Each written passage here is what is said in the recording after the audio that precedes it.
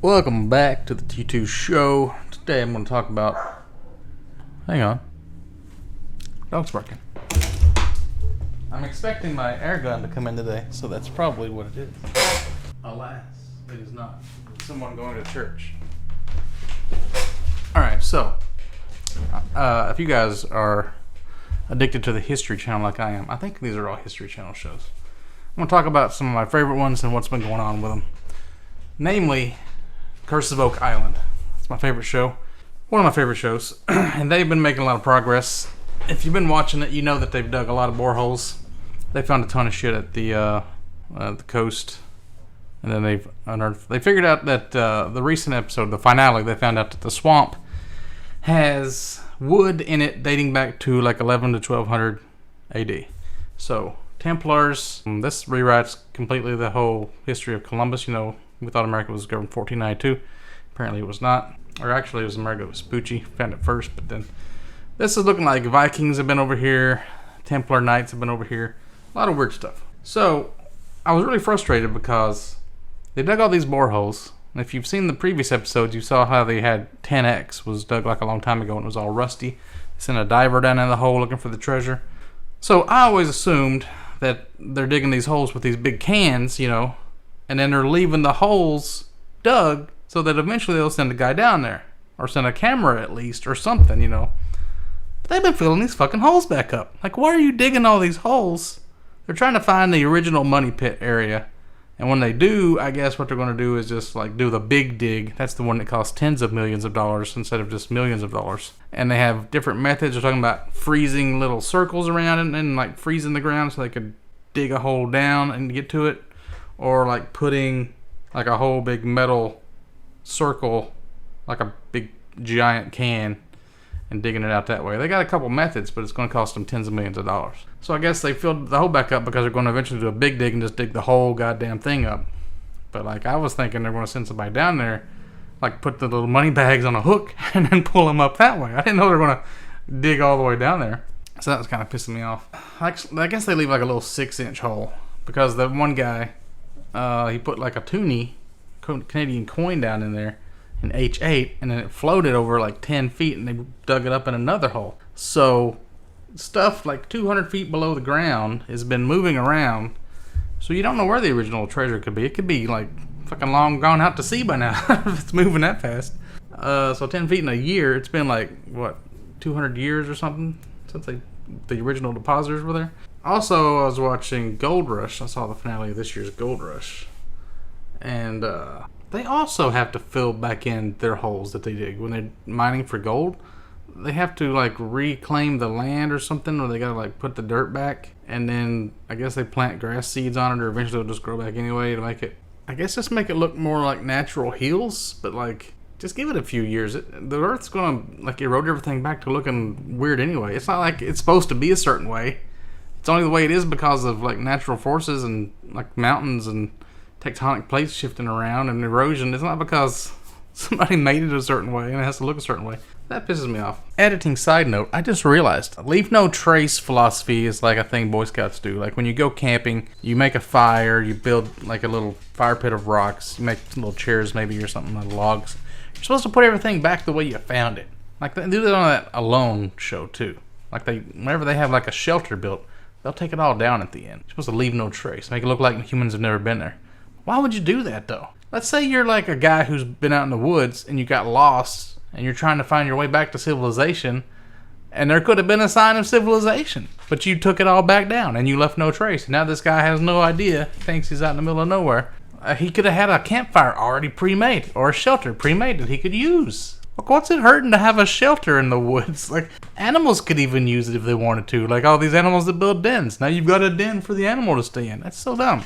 So I was thinking, let's see what you guys think about this. Like if you were on the show, like Parker Schnabel, he's super successful. He's got like 7,000 ounces this year and last year. That's way more than anybody else is finding. And he sets these goals and he goes way over his goals. Like 1,000 ounces past his goal last year. So you gotta wonder if Chris Dumont, the guy that he's like the gold room guy, he's gotta be skimming some gold off the top, right? Because if like you make a goal and you go way past the goal, nobody's gonna notice if you took a little bit because you're still way better than you were expecting to get. So like you don't even start noticing. Like he could have took like 100 or 200 ounces of gold and nobody would have known. We're only like 1,000 ounces over our goal, more than 1,200 ounces over our goal. Like you weren't expecting any of it. So like at a certain point, you just start skimming money off the top, right? So like how would you do it? Here's what I want to know. How would you smuggle gold out of an operation like that? Because it'd have to be, I wonder if they put them through some kind of thing where they like check their pockets every night, or they check their cars before they leave for the season, or they just trust them, or like, well, how does it work? Because here's what I would do.